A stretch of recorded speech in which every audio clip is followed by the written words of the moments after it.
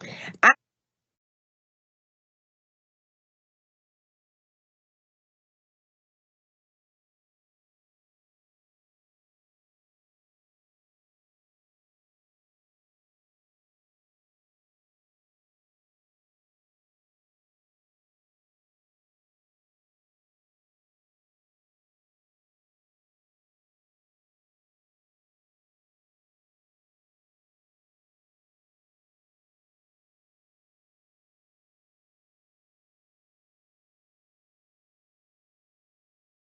the session held on Thursday, August the 7th at 10 a.m. and 6 p.m.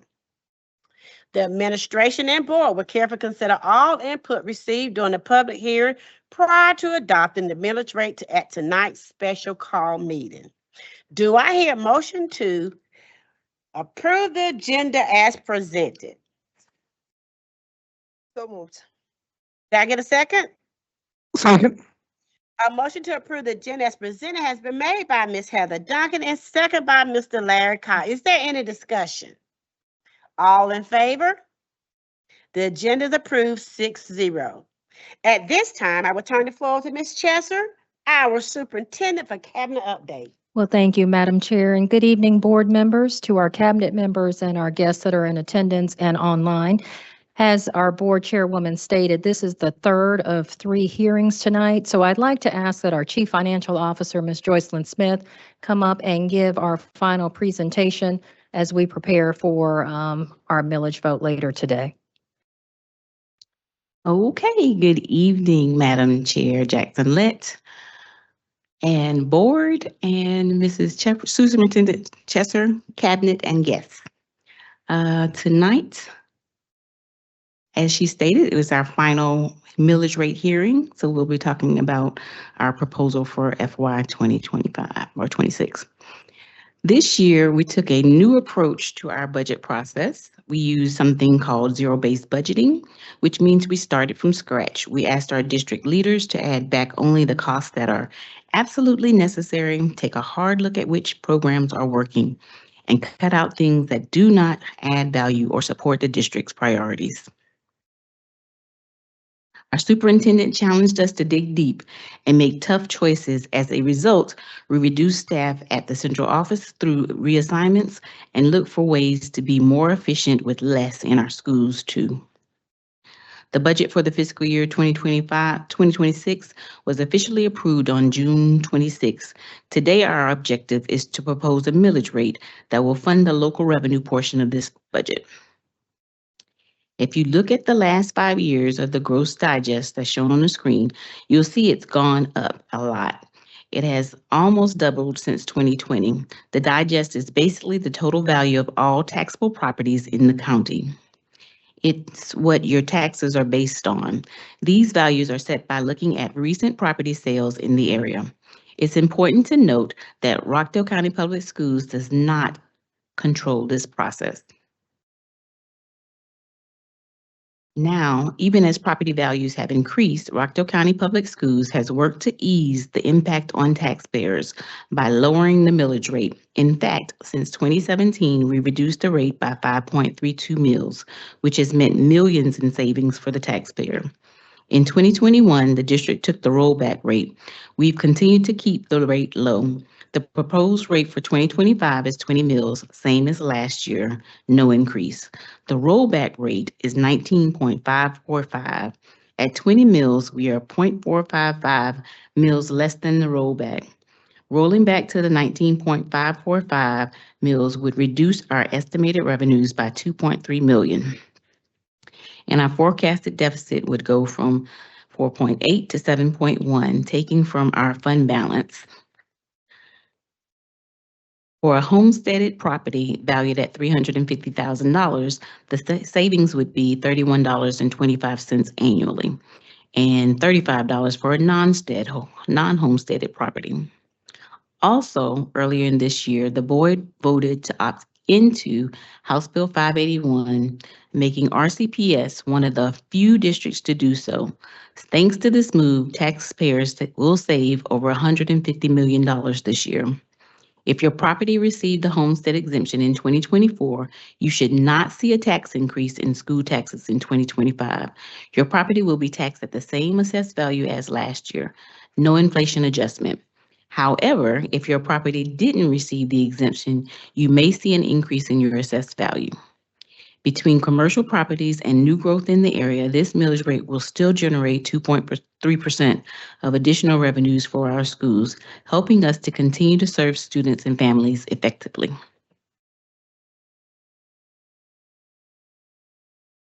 $2.3%. Sorry. Because the board chose to opt into House Bill 581 and also raised the senior tax exemption to $50,000 in 2023, we have seen a huge increase in taxpayer exemptions.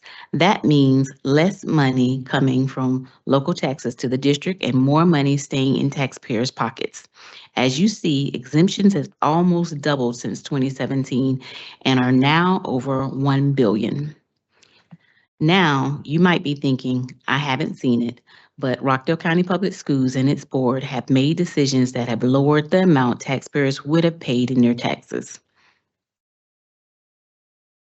This graph shows the increase in assessed values. The green portion represents the prior year digest amount, and the yellow is the increase in reassessed values of those properties. Together, they show you how much property values have grown. But the good news is in 2025, we're starting to see that things are leveling out. The increases aren't as steep as before. As home values go up and our property tax digest grows, we actually get less money from the state. Take a look at these pie charts. In 2019, about 34% of our budget came from local taxes. This year, that number is up to 48%. That means Rockdale is having to rely more on local funding to support our schools. Here you'll see a comparison of other districts in their 2024 versus their 2025 budgets. Each of the 12 districts listed has an increase in budget. The average increase is 5.5%. Rockdale's increase is slightly lower at 4.5%. This shows that while we're increasing, we're doing so carefully and responsibly and are in line with other districts that are also experiencing mandated increases in benefits. It's also important to note that many of these other districts have more commercial businesses, which bring in more tax dollars. That means less of the tax burden falls on the homeowners. In Rockdale, we rely more on residential property taxes, which makes our budgeting even more challenging. Like you, the district has seen higher costs in just about everything from supplies to utilities. Additionally, our students' needs have changed, and we've had to invest more in things like school safety, mental health, and emotional support, special education services, and we're also dealing with mandated increases from the state. As you can see from the chart, our employer share of health insurance for our certified personnel have gone from $1,760 per person per month to $1,885 per month starting in July. That equates to $22,620 per person per year, a total of $1.8 billion to the budget. Also, our classified has increased to the $1,885, but it increased from $1,580. Again, that's $22,000 per person, and that's about a $2.4 billion impact to our budget. We also had an increase to teachers' retirement. That's the rate that the district pays towards an employee's teacher's retirement. It went from 20.78 to 21.91. As an example, that would be about $11,000 when we're talking about a person that makes $50,000. That was about a $1.4 million increase to the budget for a total $5.6 million of mandated increases to our budget due to what the state says. With all these rising costs, keeping the budget the same would have meant cutting back on things our students truly need. This next slide is just showing where our starting teacher salary is in comparison to other districts. And you see we're at the bottom, third from the bottom on that list. So it's just to make you think about, if the district needs to be and stay competitive, we may have to look at increasing our teacher salaries in the future, which obviously would have an impact on our budget. But we will need to be able to attract and keep great teachers if we want to do what's best for our students. That concludes my presentation.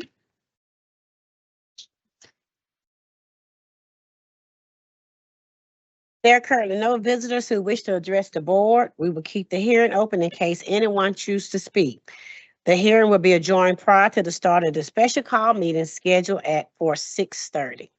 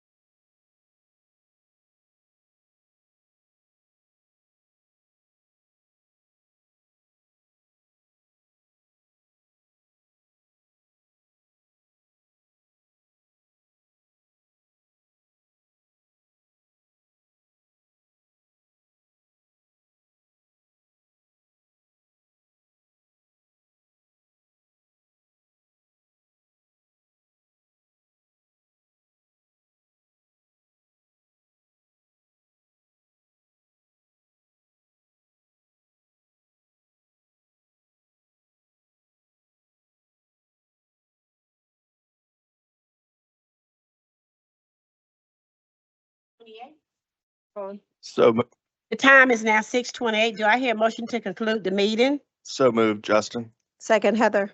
A motion to conclude the meeting has been made by Mr. Justin Kennis, second by Ms. Heather Duncan. Is there any discussion? All in favor? A 6-0 vote. Thank you. The meeting is concluded, 6:28.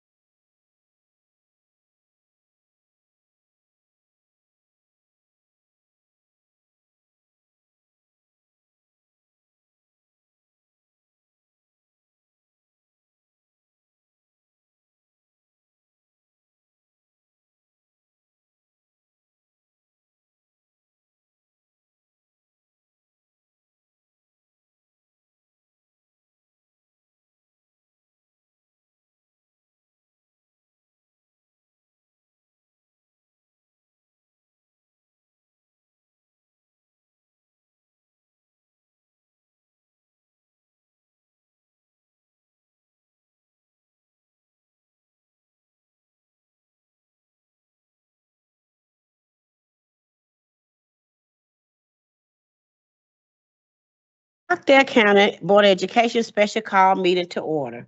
Do I hear a motion to approve the agenda as presented? So moved, Justin. A second?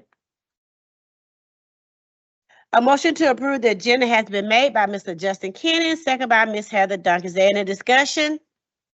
All in favor? 6-0 vote.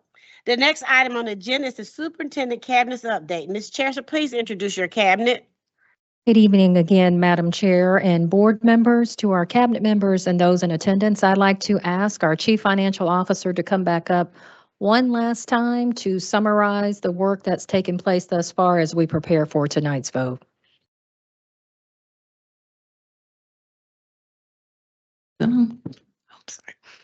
Board, Superintendent Chesser, cabinet members, and guests. I am going to summarize the slides and tell you a little bit about where we are. We went through the budget process, eliminating, reducing expenditures. But on this slide right here, we have the property tax digest and 5-year history. If you see the gross digest kind of in the middle there, in 2020, we started at $3.2 million. We're up to $6.1 million. It's kind of flattened out, but it has grown substantially. And this is your property tax, your property values, and this is where your taxes are basically part of that. And the millage rate is how your property taxes are determined. And you see that has grown substantially. But we don't control that part. That is done by our tax assessor's office. However, our millage rate has decreased substantially. Since 2017, it's decreased by 5.32 mills. We've been 20 mills this year in the last 2 years, and we are trying to maintain a low millage rate. Our rollback this year is 19.545, just 0.455 away from the rollback rate. Additionally, tax exemptions are going up. So we are reducing our millage rate. In addition to, we increased the senior tax exemption in 2023 to $50,000. We've adopted House Bill 581, which also saved the taxpayers about $150 million this year. And you can see that our tax exemptions, the money that we do not get because of the savings that we're passing on to the taxpayer, has drastically increased from 542 million to over $1 billion in 2025. This just shows a graphical example of our assessed values, how they're increasing. The green shows the digest and the yellow shows the reassessed values. It is looking like it's flattening out in 2025 a little bit, and so hopefully we'll see a continuing trend like this. When our tax revenues are increasing and our tax digests are increasing, we'll see that our state portion is decreasing. The amount of money that we're getting from the state is decreasing. And so we've gone from 34% state funded in 2019 to 48%. So we're relying more on our local funds to fund our budget. Excuse me. This is an example of other districts' budgets, ours and other districts from the 25 versus 26 budget comparisons. The average is 5.5%. Rockdale County Public Schools is at 4.5%, under that average, just showing that we are trying to stay fiscally responsible and we are in a line with other districts in the schools in the state.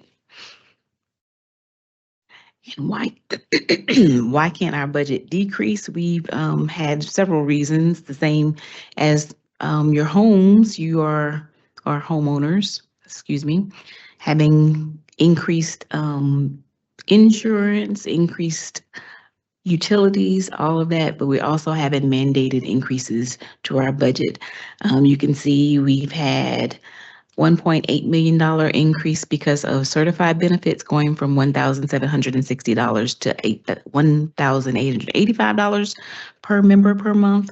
That's $22,000 a year for insurance. The same has happened with our classified. They're also going to $1,885, again, $22,620 per person per year. That's a 1.8 increase for the certified, 2.4 for our classified, and our TRS is at an additional $1.4 million. Teacher retirement for the employer portion is going from 20.78 to 21.91. As an example, that is $11,000 of an employee that makes $50,000 that we would have to pay towards their teacher retirement. And the sum total of the impact to our budget is just under $5.6 million. And lastly, we just want to show you where we're standing with the districts on this slide. We are third from the bottom at $52,212 for starting teacher pay for teachers. And you see Atlanta Public Schools way up there at $61,816. And you hear about teacher shortages all the time, and we are struggling to compete. That's all I have.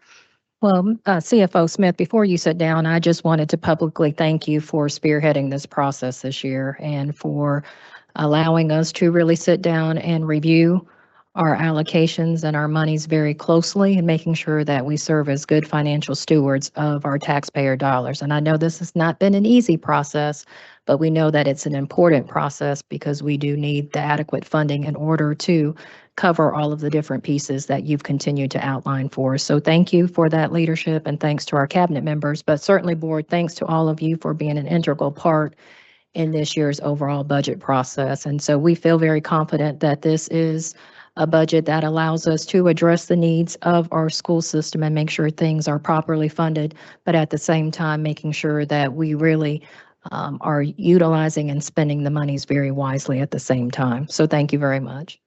Thank you. Thank you, Superintendent Chesser and CFO Ms. Smith. Under the new business discussion agenda, do I hear a motion to adopt the millage rate of 20 mil for 25-26 fiscal year? So moved, Justin. Can I get a second? Second, Heather. A motion to adopt the millage rate of 20 mils for 2025-2026 fiscal school year has been made by Mr. Justin Kenny and second by Ms. Heather Dunk. Is there any discussion? I want to also thank Ms. Smith and our financial team for the work that you have done and the work that our board has done to make sure that we are fiscally responsible. Everyone know that, yes, I do support students, but Ms. Chester and the board knows that the first thing that I want to make sure is that we have done everything that we can to be physically responsible. We've done that for many, many years, and we will continue to do that. So thank you for leading us this year, Superintendent Chester. It was great working with you on this budget. I know it was tough. It's always tough when we're trying to keep the funds down, but also when we're trying to do the work of educating students. It is the hardest work that I've ever had to do outside of raising my children. And so today, I want to ensure to our stakeholders that we have done the work. I promise you. And I know things are going up. Going to the grocery store, I see it. My taxes went up a lot too, meaning that my monthly mortgage went up $700. That's a lot. It was a lot for me. I had to take a breath for that and to think about those who have to make big changes in their budget. I get it. I understand. But I want everyone to know that we have streamlined our budget as much as we possibly can, and we have to continue to provide for these students. So thank you so much for being here today and understanding the decisions that we make. Thank you, Ms. Brown. Discussion? If not, all in favor? Any opposed? The motion is approved, a 6-0 vote. With no further business to discuss, do I hear motion to conclude the meeting?